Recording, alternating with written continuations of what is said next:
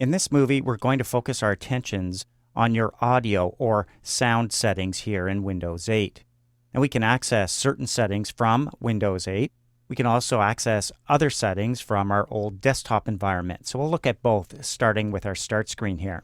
The options that you have available at your fingertips are accessible through the settings. So let's use our Windows keyboard shortcut. That is the Windows key plus I. Opens up our settings panel on the right, and you'll notice something over here in the lower half, a speaker icon with a number below it. Well, the number represents the volume out of 100%. Click that icon and you can adjust the volume, and you'll be adjusting the volume for your system. So drag the slider up, and when you release, you hear a sample sound. A little too loud, click the speaker icon again and drag it down. I'm going to go down to 50 exactly. So that's a good volume for me, and as you can see from here in our settings, it's really the only audio or sound setting you have access to. So if you want to get to some of those other ones, we need to go to our old desktop environment and use the control panel. So we'll just click off to the left here to collapse the right-hand pane. And to get to our control panel, let's go to Desktop. And from here, let's go down to the bottom left corner of our screen, and when we see the Windows tile, we'll right-click and select Control Panel from there. It's a nice little shortcut I like to use.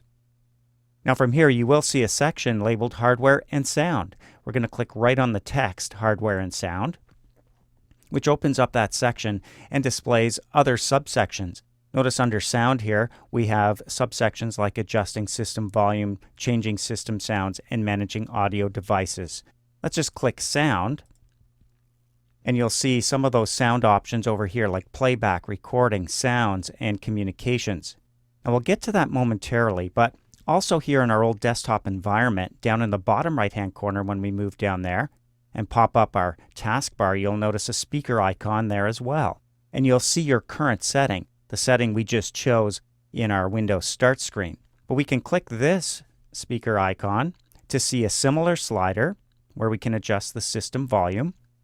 But we can also mute it altogether. Notice the speaker icon right below the slider will allow us to click and mute our speakers altogether, so we're not hearing anything. If you need to eliminate distractions, it's a great option. When you want to bring your audio back, go to the same icon and click again. It is a toggle to turn it on. But we can also access something called the mixer from here as well. Click the mixer and another little window opens up here. The volume mixer is going to show you icons and sections for anything that's running right now that uses audio, like your speakers and your system sounds. Now, if we had something else running, like Windows Media Player, it would show up here as well. We could adjust the volume separately. But we do have a master switch here, which is currently set to 50. So if we want to change the master volume, let's bring it all the way up to 75, let's say. When you let go, you hear that sample sound. And for system sounds, maybe we don't want it all the way up there. We want them at 50. So we can click that slider down as we drag all the way to, let's go to 50 exactly and leave it there. And you'll hear a fainter sound. Now let's say something else is running. We'll go to our exercise files. And inside that folder, you'll find an MP3 file called Easy For You. Just click once to select it. From the Open section on the ribbon, you'll notice clicking Open is actually going to take us back to our Windows 8 environment and use the Music app to open this up. Well, we want to be able to access it from here in our old desktop environment, so click the drop down and choose Windows Media Player. If it's your first time using this, you may be prompted, and it may show up in the background. Mine's flashing down here, so I'm going to give it a click, and sure enough, I'm being prompted here for settings. I'm going to use the recommended settings for now for Media Player and click Finish. And you can see now it's actually going to run and launch my music file. I'm just going to click the pause button here and leave it running. And now what we're going to do is we're going to flip back. So I'm going to move this down. I'm going to close up my exercise files and take a look at the volume mixer in the background here.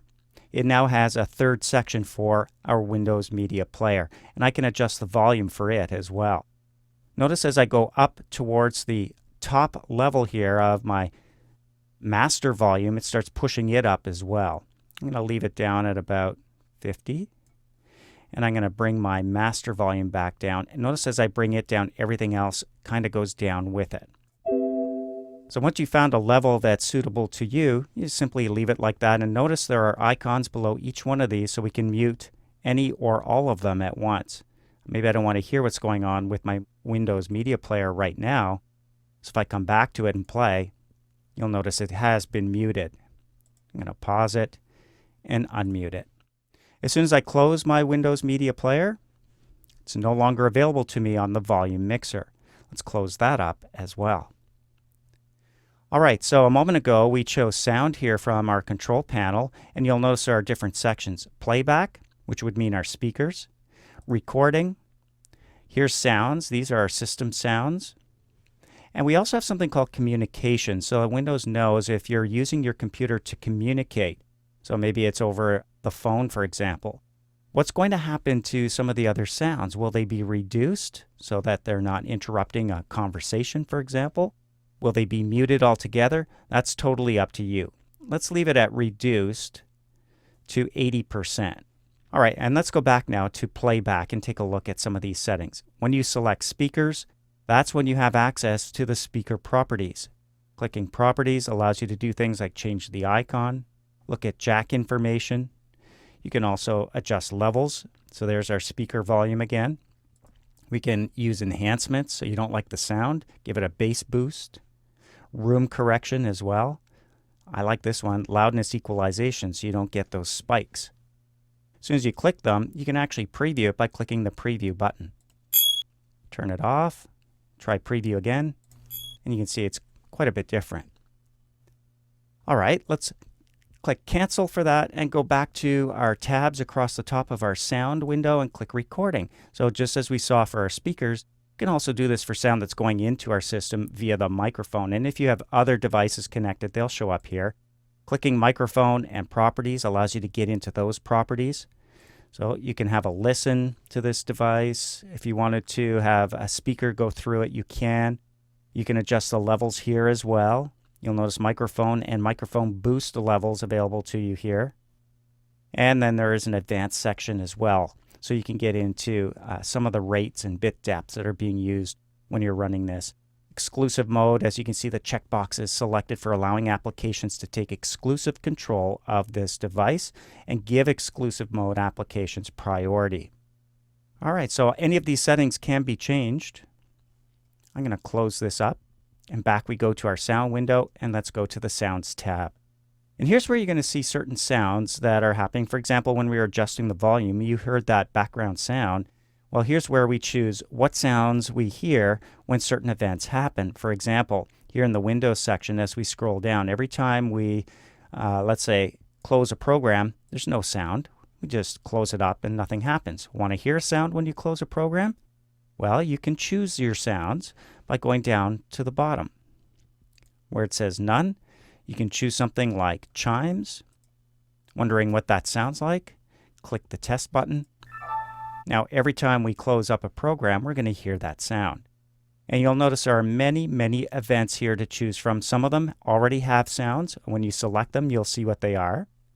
And some don't have sounds. The ones without a speaker icon do not. And you'll see none selected here. Just scroll down through all of those, picking and choosing the sounds you want for the various events. When you're done, you can click Apply, and they'll all be applied. So that's the sound window. We'll close it up now. And we do hear that sound, and we're taken back to our hardware and sound portion of our control panel. And notice that under sound, we can go directly to some of those sections, like change system sounds. Give it a click, and it takes us directly to the Sounds tab here in our sound window. All right, so that's it for control panel as far as hardware and sound go. Let's give it a click on the close button to close it up.